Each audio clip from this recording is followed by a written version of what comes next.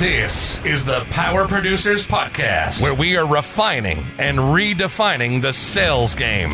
Rule number one is you have to believe in yourself. You're the only one who doesn't think you belong in this appointment. The prospect has already validated your existence by scheduling time with you.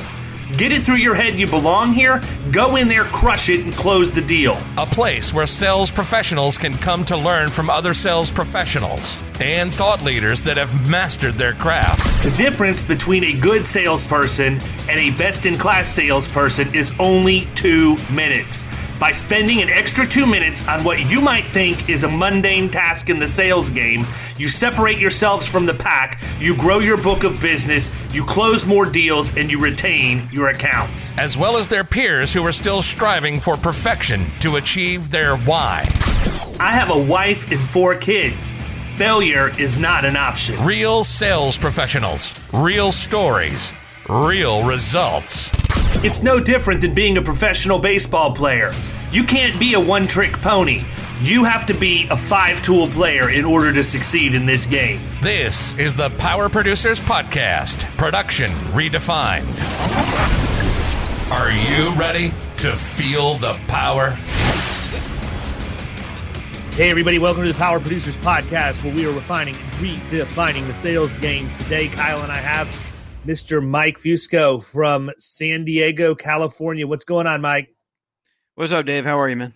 What's up, I'm Kyle? good, brother. I'm good. We were talking right before we started going live about COVID and how that has or has not affected either of our businesses, and it looks like the two of us may be COVID-proof.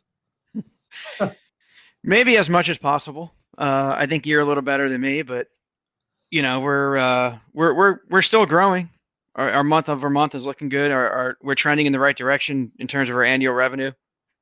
Listen, man, if you can grow over last year, that's a bonus for all of us right now. I think Big time. it's just been crazy. It's not like I expected to have things shut down, and they have for all practical purposes. What I love about it is I can get to wherever I'm going much faster. There's no traffic on the roads like there was. But I'm also... Dude, you should check out the traffic over the Chick-fil-A line right about now. Chick-fil-A should be responsible for COVID testing. I've been on record for this multiple times. I had to go to Tijuana. They're Flat. killing it. They're killing it. Yeah, the traffic is nice. I got to say, man. I haven't sat in traffic in 4 months. Yeah, it's quiet. I've gotten a lot done. Yeah, I think if anything, it's forced us to slow down a little bit and focus on other aspects of the business we otherwise don't have time to focus on, right? At least Absolutely. in my opinion. I'm running 90 to nothing most of the time. And so to be able to just sit back and just even make out lists of things that I would like to fix if I could, it has been good for me. So listen, why don't you start by telling everybody a little bit about you, give them the elevator pitch of who you are, where you came from, and how you got into insurance. And then we'll sort of take it from there. Yeah, for sure, man. So I'm Mike. I'm from the East Coast. I was born in Boston, raised in New Jersey. My parents are New Yorkers.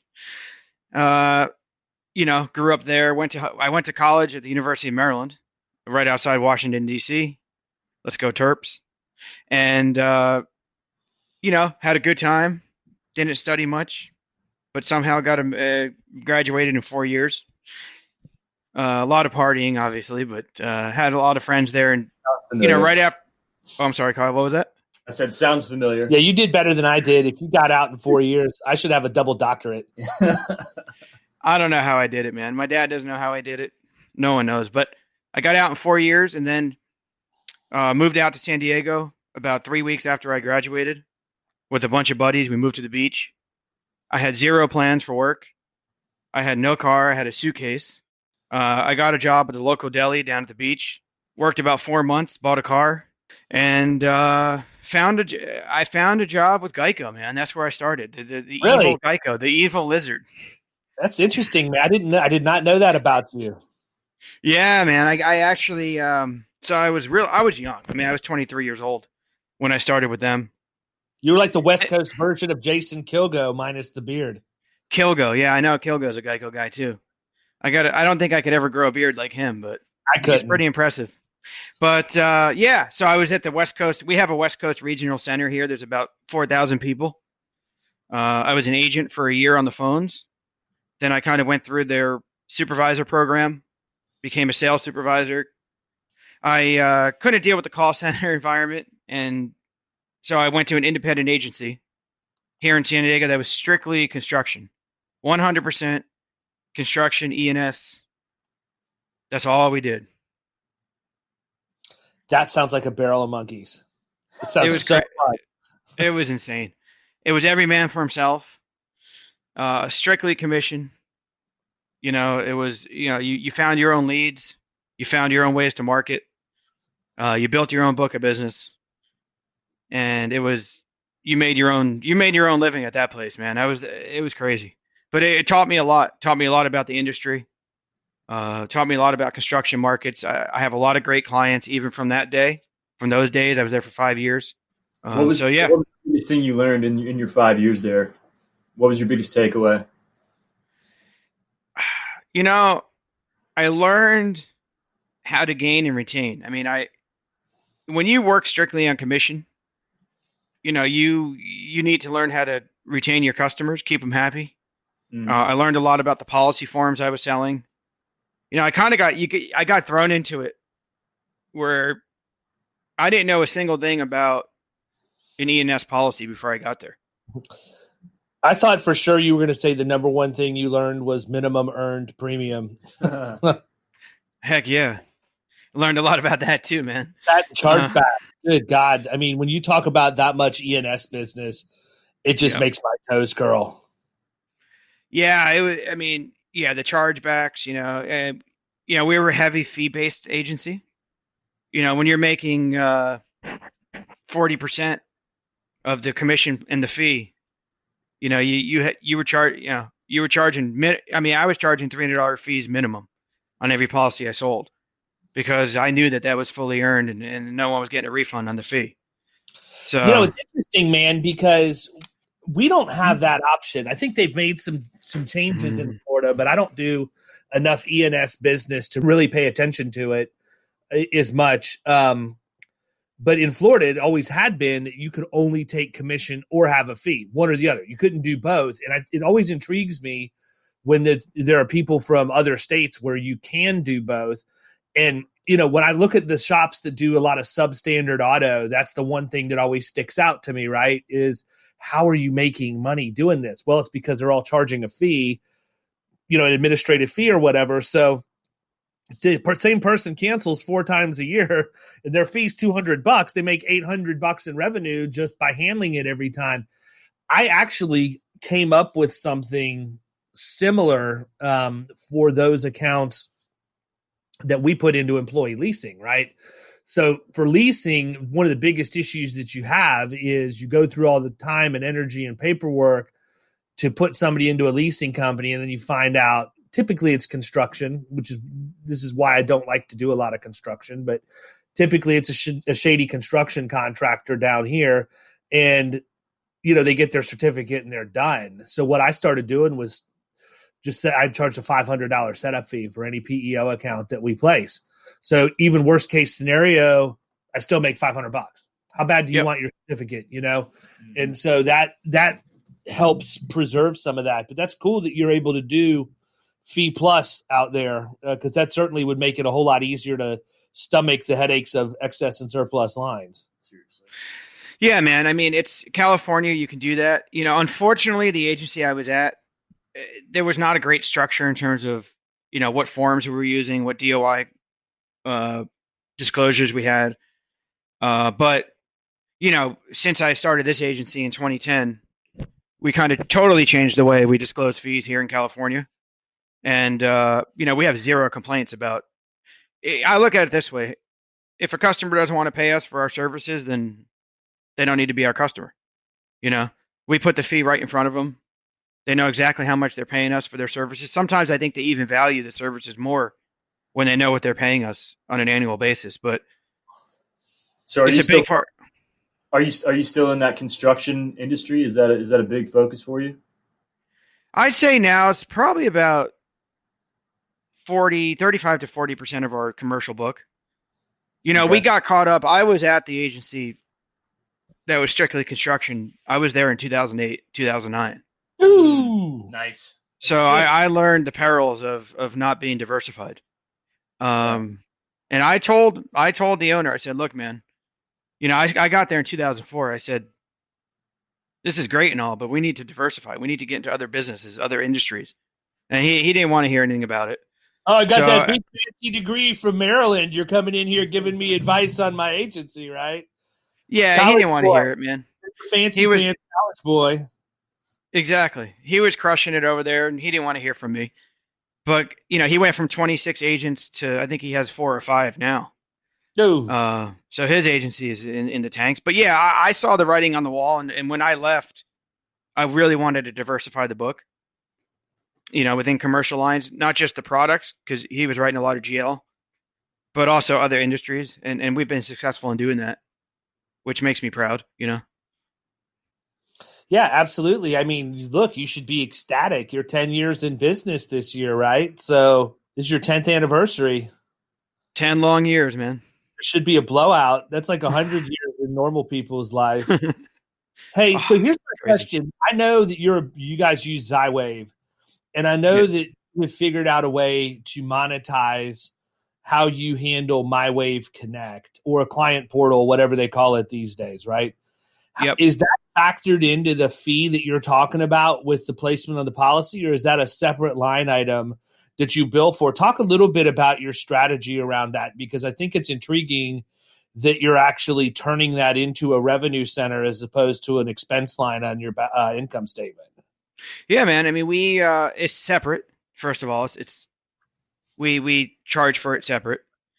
Sometimes it depends on the use case. We could use it as a loss leader, I like to call it. If there's a large account that we're coming in on and we're trying to find ways to differentiate ourselves by offering risk management services, or even if it's a document or two, on a work comp policy. Hey, man, they ask for a written safety manual. Do you have a written safety manual? No. Okay, let me create one for you. Let me apply a discount. We'll be able to get you some discounts on your work comp for this safety manual that I'm building here for you. I'm not going to charge you for it, but I just want to let you know that this is something that we offer as ongoing services to our clients. But it depends. I mean, on the employee benefit side, we do charge for the POP plans and the ERISA wrap docs. I have an employee benefits guy that and it's great because every year people come up, you need to have a POP plan and you need to have an ERISA doc in your office if you're offering employee benefits. And you'll find, I mean, attorneys charge pretty good money to create one of those things, and really they're all templated.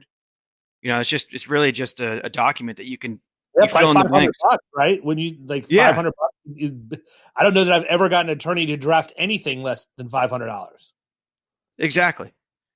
So we create those. We renew them every year for people, but we charge for it.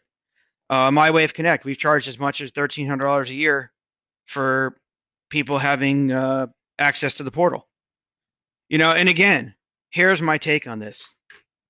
And people might think I'm crazy, but people will use it more when they pay for it. You know what? I agree with you wholeheartedly. I will be the last person to argue that.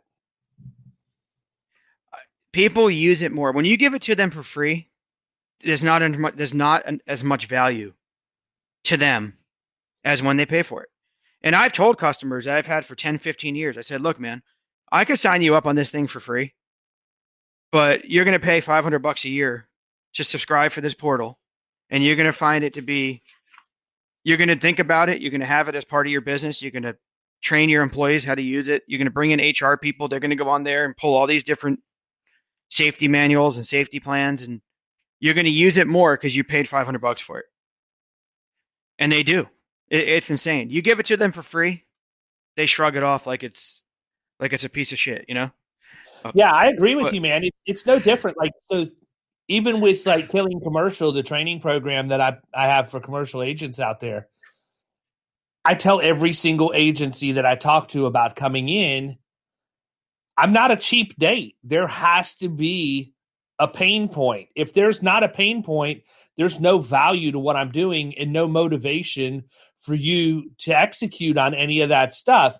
Now, there's a difference between having a pain point and having something punitive, right? You can't make it punitive, but it can be a pain point. And so I say that because I see it in real time. Literally, everybody in the program utilizes the program. They log in. I get inactive user reports. I know, that they are. But if I were to allow them in at half the price, now I'm operating in the expendable income window and something else will come up, right? And so I think it's interesting. It's something we haven't done, but I could see us doing at some point. I've always just used it as an, oh, by the way, right? Because to me, we're going after middle market commercial stuff. So on average, it's $250,000, $500,000 in premium that you're going after. I'd have a tough time swallowing the pill of saying, by the way, I need an extra $500 a year for this. But if you're paying $10,000 a year in premium, and this is something that I feel like would benefit you, I would do that all day, every day. I think it would make sense, especially the small businesses are the ones that are less sophisticated and need the access to the portal anyhow. You're really having them pay you to run their business the right way. I mean, that's the way I look at it. Absolutely, man. And again, I mean, we look at it on a current client. I'm not going to say we charge every client to be on the portal. I mean, when we have clients paying us $300,000-$400,000 a year in premiums, and the revenue's generating whatever it is, $40,000-$50,000 grand a year, we're not going to charge. I mean, it just seems so minuscule. Right. That's why I would have a problem doing that across the majority of my book. But I do think it's a way. Look, I'm looking at it this way. I just got my renewal from Zywave. Not happy about it.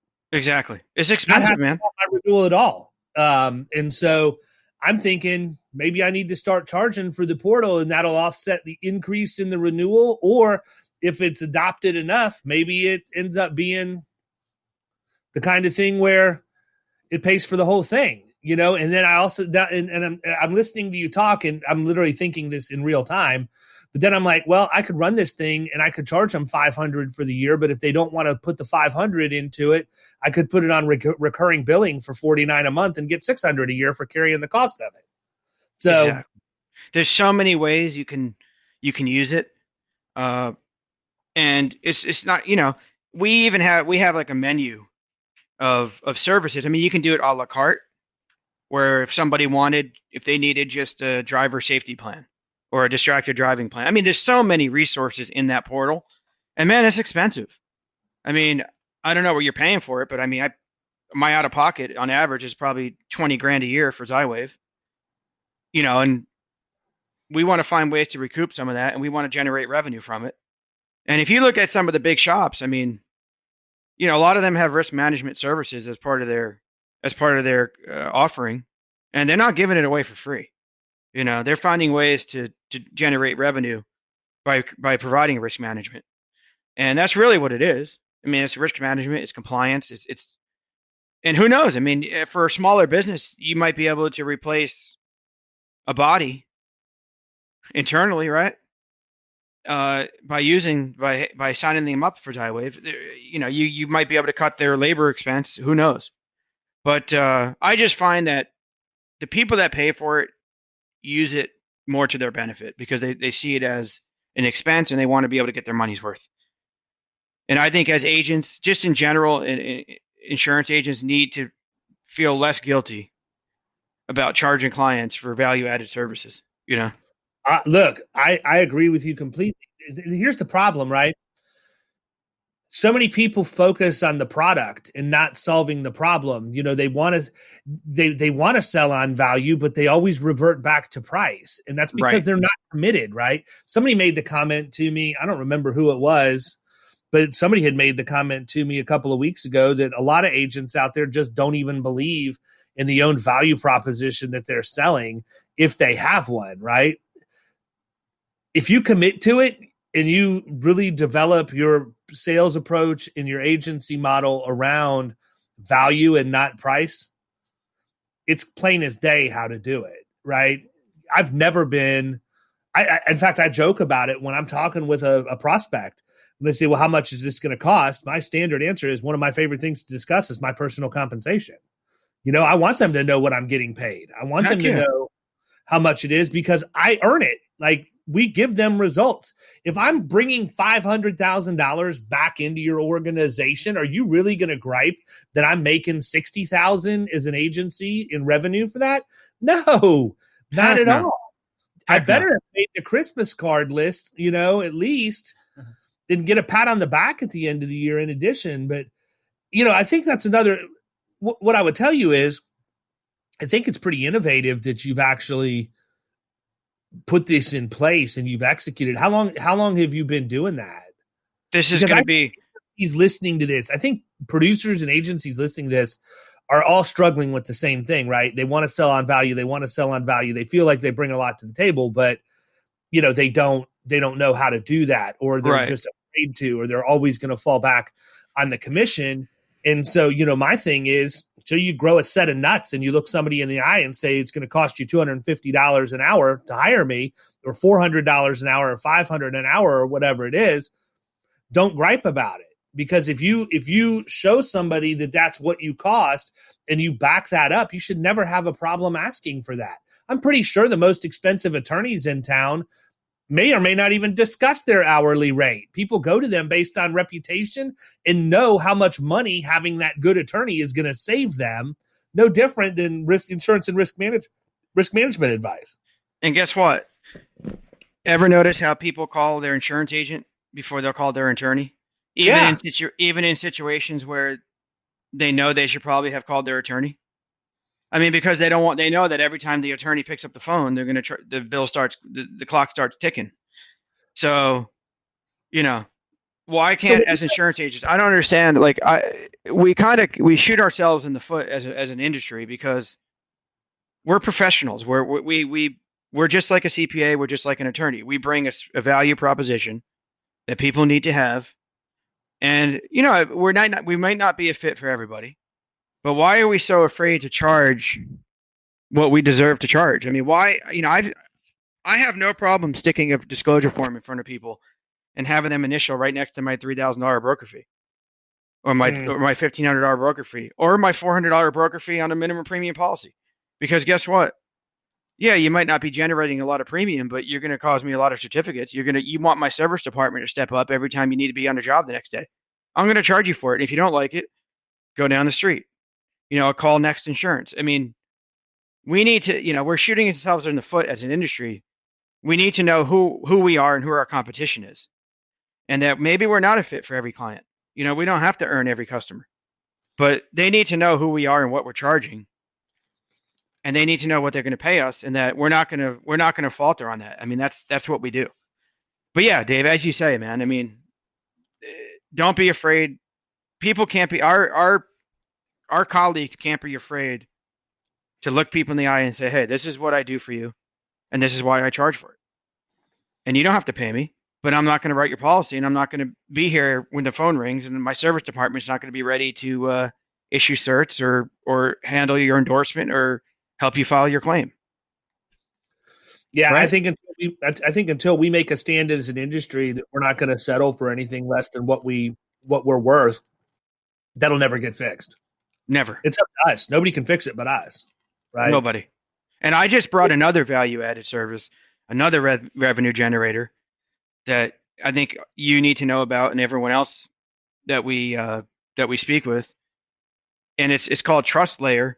It's an excellent product, and what it does is it's basically an AI system that enables us to manage certificates, subcontractor certificates for our general contractors. And that's another thing I'm charging for. Hey, as a GC, you don't have enough time. You don't want to hire an office person. You don't want to collect certs. You don't want to collect AIs. You don't want to make sure everything meets the right needs of your insurance provider. Well, there's a solution for that too. So we just need to start looking at different ways. And why should we spend the money and give it to the customer and then not have to pay for it? That's like Zywave, Yeah, I agree. So let me ask you this, a couple questions. Number one, with this new product that you've rolled out, my thoughts are they're going to have to go to like a registry monitoring service or something like that. Anyhow, I imagine that your price point is so efficient. It'd be crazy not for them not to engage and have you do that for them. Yeah. I mean, so if you're a GC, an average size GC, you have about 50 to, is it 25 to 50 additional insureds, meaning you have that many subcontractors you work with on an annual basis. It's going to cost you $300 a month for us to manage it for you. I mean, that's peanuts. If these people, GCs need to, I think our industry and GCs need to realize is that their policies warrant and condition that they collect subcontractor agreements. They collect additional names insured. They collect certificates to meet certain criteria, or their policy is not going to cover them if they get sued for a loss caused by their sub. Well, they've taken it to such a level now, and I've seen this on. We don't do a ton of construction here, but I've seen it on the last several. It's a freaking exclusion on the policy. I mean, it's not even just in coverage language. God forbid the insurance industry read the actual policy to know what's in there. Exactly. We've made it extremely easy for you, and we've now put it as an exclusion that clearly says we will not cover uninsured subcontractors, period, end of story.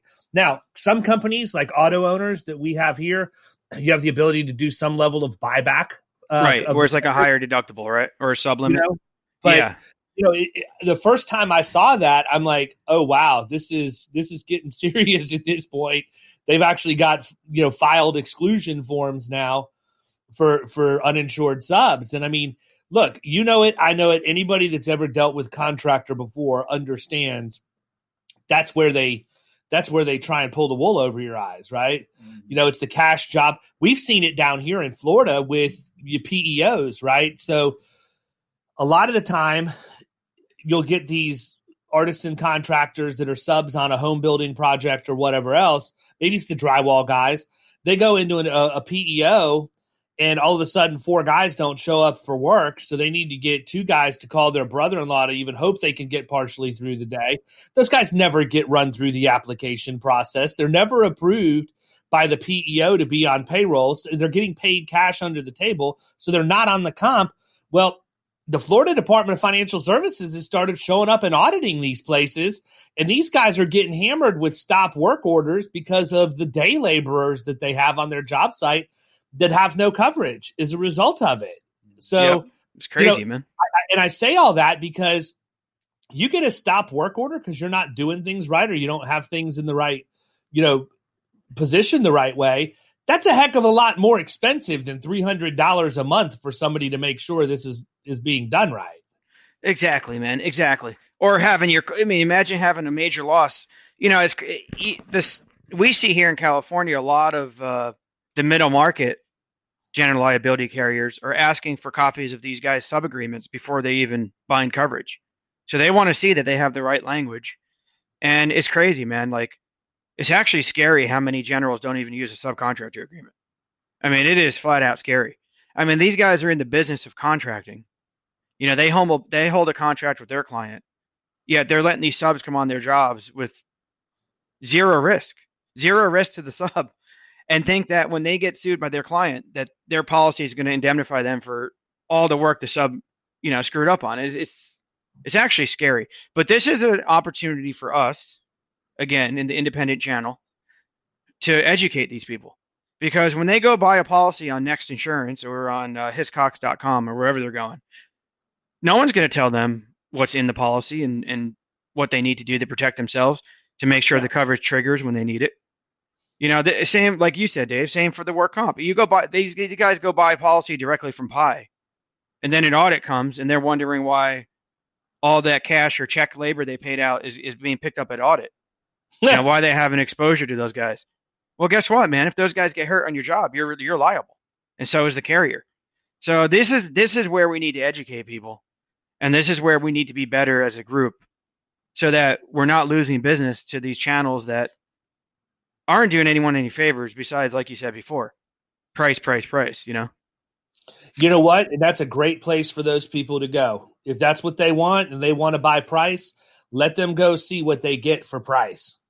Exactly. And I think something we miss out on too is I read a lot in our conversations that we post, even on IAOA, that when someone goes to that channel and buys a policy, like you just said, on price, that doesn't mean that we're eliminated from the opportunity to recapture those clients in the future. People think that automatically, okay, we lost that client forever. That's not the case. Those clients are still in the life cycle and still in the opportunity cycle of us landing on their desk and then buying policies from us. If we educate them properly, if we show them the value of using an independent broker, someone who they have to pay for their service, it might be more expensive, is going to be more expensive, but this is what we're going to do for you that buying online is not going to do for you. People think that they're totally out of our realm, but that's not true. I mean, these people are going to be looking for better options once they realize that those online services are not out for their best interest. They're out. It's all based on a commodity, just like Geico and Esurance. I think they almost have to get, not screwed over, but they have to have something happen for them to realize that sometimes. Oh, 100%, man. It's like exactly. They have to. Whether it's it's got to be a pain point. Yeah. It's got to be a pain point. Something like Dave said before. Yeah, I have a theory, man, that if I wanted to get anybody's attention, construction specifically, though, all I have to do is mention audits or certificates. I've got a 90% chance that person's going to come unglued, because I know that they have gotten ticked off because they've either had a big audit, which should, by the way, never be a surprise. Exactly. What the rate is on the policy when it's issued, right? Exactly. Why are you shocked? If you didn't want to have an audit, you shouldn't have projected 10,000 in payroll. Exactly. But the other and certificates is the other one, and the fact that it takes 24, 48, 30, however many hours to get a certificate issued. I know that I can, if I want to write that piece of business, I can mention those two things, and the deck is severely stacked in my favor that I'm going to get them fired up and ready to talk. Oh, I love that. What's your payroll? 80,000. Okay. How many employees you got? Hey, man. And you know what? Even aside from contractors, I think that holds true for any industry. It is. I mean, I don't know. You said before, you don't maybe not have too many restaurants on your books, but I mean, those guys, their margins are so tight that an audit that they weren't expecting or didn't know about or understand why, I mean, that could heavily dig into their profits, right? Any industry really. I mean, manufacturing, hospitality, retail, wholesale, they're all looking at their bottom line. And anytime they have a surprise, well, yeah, so like for us, if I've got an account where it looks like they're growing at a reasonable rate, or that they could be a little bit light on their payroll. Look, I'm a big fan of people not being proud of their business when they're putting coverage in place the first time. But it's got to be reasonable. It's got to be reasonable, but you can't sit here and tell me you're opening and you have no experience in this industry and you're going to have $1 million in payroll your first year. I'm probably not going to buy that. I'm going to say, what do you know beyond a shadow of a doubt you're going to spend in payroll?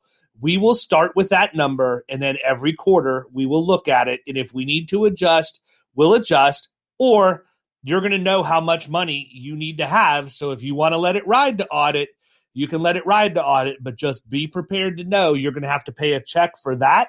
Then they're going to adjust next policy period by the amount that your audit was, because they're going to make it go up again. We just do a spreadsheet, man. Dude, there's the value add though, dude, right? I mean, there's the value add, man. Keeping them on track. I go into Excel, create a very simple spreadsheet with easy formulas. All they have to do is key in sales or payroll, whatever it is. It's going to tell them what their insurance cost was. And if it looks like it's higher than it was going to be or much, much lower, then we need to have a conversation. The other thing is, if it comes into play where they're actually bidding jobs and things and insurance cost becomes relevant, they have a rough idea what the costs are going to be before they enter their bid. Dude, you hit the nail on the head. I mean, how hard are these people, they go into bidding a job and not even knowing their costs. Then they do $1 million job at what they thought their cost was for a $300,000 gross receipts policy. And another thing they don't know is, I try to tell them, look, man, you're hurting yourself by under projecting because of the rate on the policy. You're going to get a better net rate, not just on comp, but on any form of insurance when you buy more of it. When you have higher sales or higher payrolls, your rate's going to be better. So now when you go into that project, that's a $2 million job, You actually know exactly what your insurance costs are to put into that project cost, and you're not going to be surprised by it at a 25% higher rate when the audit comes around. But like you said, man, things like that, that's a huge value add. And we do it by automation. We have trigger set points in our management system, and contractors always a different campaign than everyone else, just because they have, I don't know about in Florida, but in California, there's more requirements of an audit. You have to have timesheets. You have to disclose what type of trades. There's dual wage thresholds here, so it gets a little more complex. But they get into a campaign, and contractors have a 6-step campaign. Everyone else has a 3-step campaign. But we're tracking them where they are, like you said, and where they're going, just to make sure. Hey, think about it. Like, what did you project? What's your rate on your policy, and do we need to adjust midterm so that you don't have a huge audit at the end of the policy? But that's something that these direct writers or agents that don't know what they're doing, they don't do that kind of thing for their customers, right? And it's a simple explanation too. It is. It's all in front of their faces, man. There's nothing hidden here. I think one of my favorites is I had a guy who's not in business now, which is obvious because of what I'm getting ready to tell you. But I'm not. Look, I really don't do a lot of construction stuff. I deal with contractors, but the contractors I deal with are service contractors. I like business, consumer, HVAC, plumbers, electricians, because I know the mod has a chance to be higher than one. I know they've got good vehicles in their fleet and all of that stuff. It fits with what we do. But I had a guy that was a typically residential HVAC contractor, but he started moving his way into commercial, and he was like, he needed to qualify for this proposal, and his mod was still above a 1. We had brought it down since he engaged with us, but he needed me to put together a letter to explain to the person that he was bidding to. I mean, again, here we go. Words of the day, value add, right? Pie is not going to do this for anybody. I sat down, made the business case, showed the issues that had happened, why one of the claims had been mishandled and shouldn't have been the way it was, the impact on the mod, all of the programs we'd put in place, blah, blah, blah, blah, blah. But I look at the bid, and I wrote back to him, and I'm like, look, man, I don't know a thing at all about bidding HVAC, but it looks like this is really thin. Like, it doesn't look like you've got a lot of margin in this. What happens? He's like, oh, yeah, no, that's not how it works with this stuff. You have to go in and do what you need to do to win the deal, and then you make it up on your change orders over time. And I'm like, what happens if you don't have change orders over time? Like, I just started freaking out. But like, this guy's whole premise of making money in commercial construction was bid it thin, have change orders. It's crazy. Crazy. I think that's the game a lot of them play, though, man. You started talking about automation. What systems are you using in the agency from an automation? I know you have Xywave, but I mean, are you using a full-blown CRM, or are you just doing things inside of your AMS? Man, we actually have too many. So, okay, so we have a lot of automation. So our sales automation, we have Pipedrive. Epic is our AMS. Pipedrive is our CRM. Pipedrive sits on top of Infusionsoft, which we have automation in. I have about 7 or 8 campaigns or pipelines for sales. I have 4 or 5 pipelines for service. I have a couple pipelines for renewal. Every single process is automated on the front end and the back end. The automation I was talking about was actually Agency Revolution triggers off of our CRM. Speaking of that, Applied is actually coming out with their own type of automation marketing platform that's probably going. I shouldn't say this here, but should I say this here? Because you can speak, because I'm getting ready to give you some good advice. So it's going to replace Agency Revolution. So here's the thing. This is what I would tell you. If you've not looked at it yet, you should look at the Salesforce integration with Epic. I don't have Epic. Yeah, I don't have Epic. We use HawkSoft for our agency management system. I'm sure they're great. We really don't use the agency management system for much of anything other than accounting. And if we have to do ENS stuff, I mean, obviously downloads and all of that stuff go in. Search But and we everything. Yeah, run the agency off of HubSpot. And, you know, HubSpot. Yeah, that's on par with Infusionsoft or whatever else. But my buddy Josh Gurley, you should hook up with him and talk to them as they go through this process. But they're going to be live, I think, later this week, fully with Epic and with the Salesforce integration. And the two-way data communication back and forth is huge because there's no redundancy in terms of how it feeds from one to the other. My problem with Hawksoft is that their API is not open. So if we go to put something into HubSpot, we have to turn around and put it into Hawksoft too. Right. That's why we just wait for the download to hit, and then we go in and clean up the data at that point. If I had a way for those two to talk, it would be absolutely beautiful. But from everything I'm seeing, you know, that HubSpot or the Salesforce integration with Epic, and then you throw Pardot on top of that for some of the marketing automations and things, it's slick, man. It's definitely going to be a game changer. Is it? Oh, thanks, man. I'm going to look into that. It would be worth looking at. Say, You've got enough systems from listening to you talk. It's not going to hurt you to look at one more, but you'll be able to wipe out. You might be able to wipe out some stuff that you have some redundancy in. You know, I look at like Infusionsoft, HubSpot, Salesforce.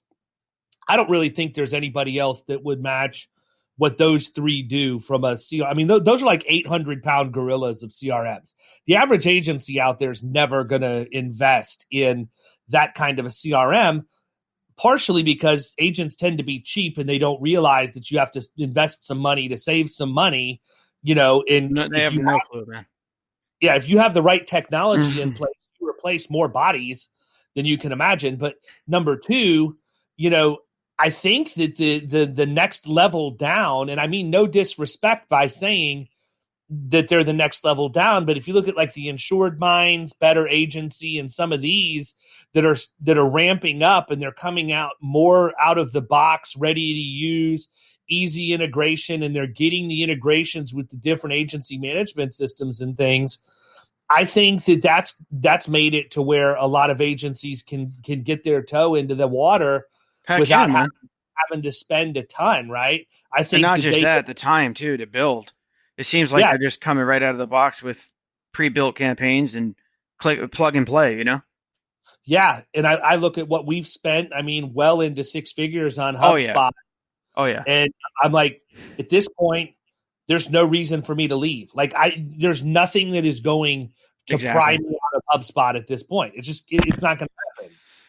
You know, our close rates are good. Our retention is good. And so anytime I look at some sort of technology that I'm going to add to the agency, I need to understand what it's going to do to improve my life.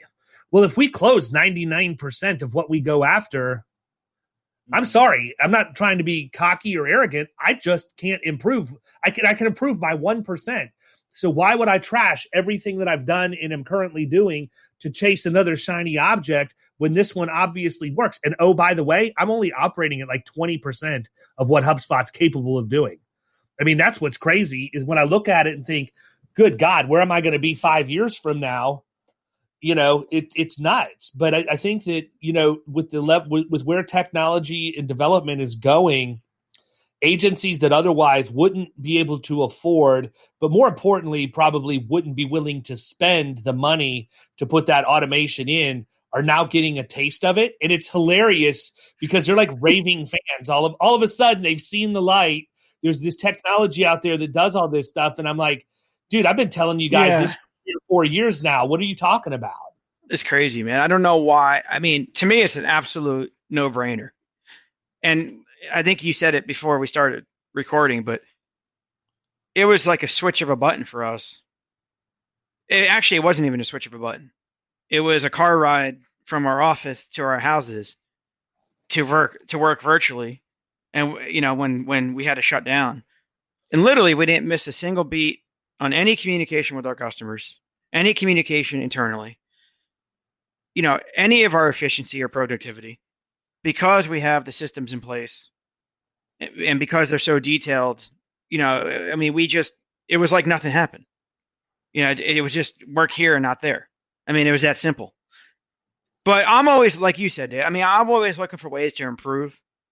Now, I've put so much time, resources, and money into building our current automation It makes it sequence. so tough, man. It makes it so tough to leave it. It makes it so tough, dude. And it's so dialed in.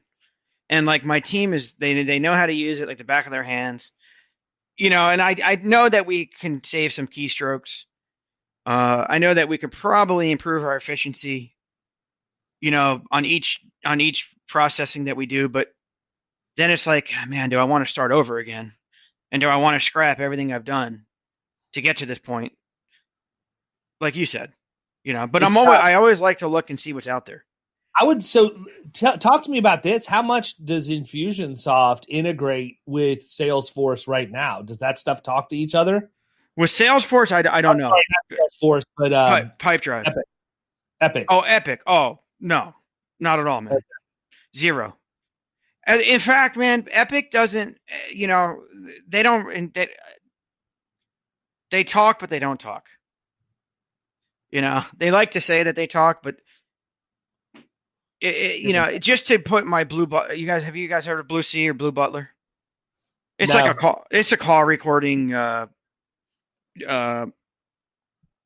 It basically enables a pop-up when a call comes in and it records and it automatically creates activities in Epic when a customer calls in. But I mean, just to get that in play, first of all, you got to buy the SDK licensing, then you got to go through their process, then the two need to. It's not real user friendly. So really, I look at it like you said about Hawksoft. We really don't use Epic for much more than all of our back end servicing, and then accounting. I mean, it's huge for accounting, downloading, putting policies in, tracking that in that sense.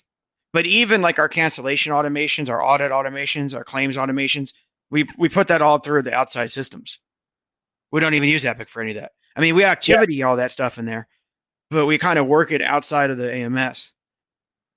Here's the other interesting thing that I found out because I called them while the guys from Hunt Miller were here because we were setting up. They have no automation in place right now, and so they wanted to pick my brain on different automations. Listen, number one, not an automation guy.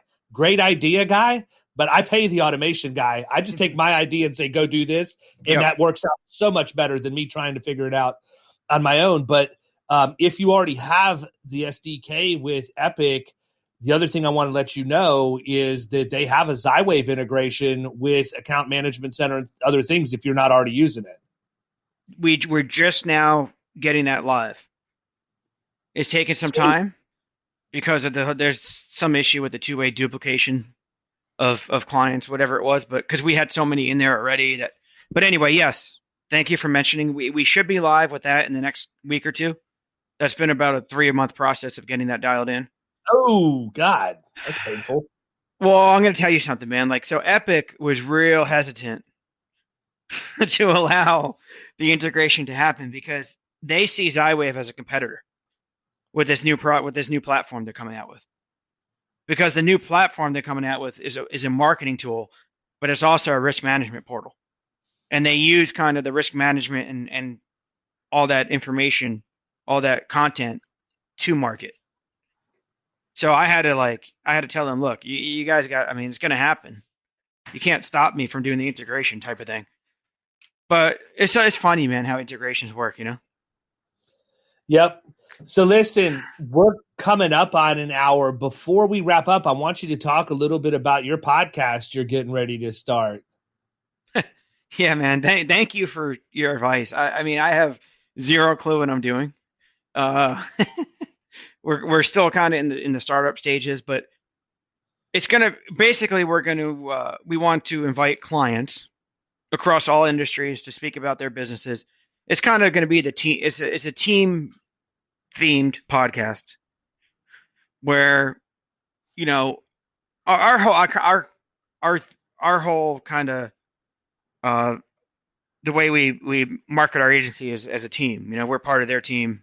We like to insert ourselves into people's businesses as being on their team, because they can rely on us for all the insurance, all the risk management, whatever it is. But so we're going to kind of on that theme, take it out to a podcast where we're allowing them to talk about themselves, how they got into the business, where their success and some of their failures have lied, and then also allow them to promote their business and help people who are trying to start businesses, maybe listen to people that have had success in growing and establishing themselves.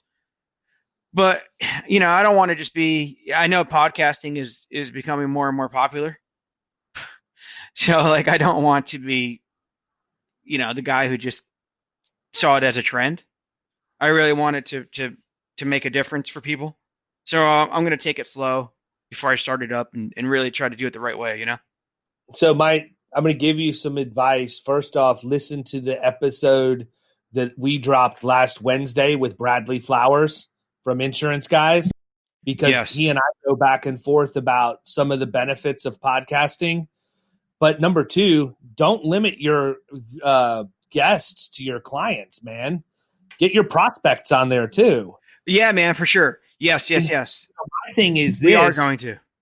My thing is, if I call somebody up and say, hey, I'm David, I'd love to talk to you about your insurance program or your insurance and risk management, or I'd love to come in and do a total cost of risk calculation for you, they're going to laugh me out of their office. But if I call in and say, hey, I'm David and I own the Bay Area Business Leaders podcast, maybe you've heard of it, Babel. We put business owners and decision makers from around the Tampa Bay area on our show for 30 minutes to sort of talk about, who they are, where they came from, how they built their company, blah, blah, blah, blah, blah. Here's what happens. You completely remove all of the crap you go through in a first appointment because you've already established your relationship with this person in 30 minutes, hour, whatever it is that you want to talk to them. The second thing is you guarantee they're going to take your call. Like, they know who you are now. If you want to talk to them, you can pick up the phone and call them and you can get their ear. You don't need to get into insurance. You don't need to get into risk management. I will ask one question on that podcast, and that is the leader of an organization, what keeps you awake at night? That's it. Otherwise, let them talk about themselves. Give them advertising. Build the they audience. love it, man. And who likes talking about themselves more than business owners, right? Exactly. No, I mean, seriously though, they do. I mean, they're proud of it. They like to talk about it. They like to be heard. But yes, that is. Thank you. Prospects are going to be part of our target guests. And so listen, so true. I'm interested. What other Xywave products are you using besides MyWave Connect or Client Portal? So we use Broker Briefcase. We use Mod. What the heck's the name of it? ModMaster. We use ModMaster. I love ModMaster, by the way. I use it for prospects too. And obviously with ModMaster, you have to have a certain amount of data to make it make sense. But you can also, you can push out. You can, I don't know how the mods work in Florida, but in California, I know the formula for mods. And I can kind of show them that if they have the right risk management protocols, safety protocols, and they eliminate their losses, where their mod could be in a year, where their mod could be in 2 years, by replacing some of those big losses on their report. I'm sure you do the same. Mm-hmm. Yeah, it's good stuff, man. We do a lot, and I'll use it where I'll go into a prospect and have two different ModMaster reports. One as it should be, and then the other one, if they've got low dollar indemnity claims, I'll pull them out, class them medical only to show them the advantage of split point, because most people have never even heard of it. Yep. When you go and talk to them, it's huge, dude. And I'll ask people like I like to see people with some losses on their comp, but I'll ask them. I'll say, hey, what has your broker done to show you where you can start to really manage your mod and help you control that, and how much savings you can have by lowering your mod from a 1.3 to a 1.1 or even to a 0.9 or 0.8. Oh, I don't even know what that is. I mean, these people don't even know what the mod is. I mean, this is a huge cost to their business, and they don't know what a mod is. But yeah, we use MyEdge. They just bought MyEdge.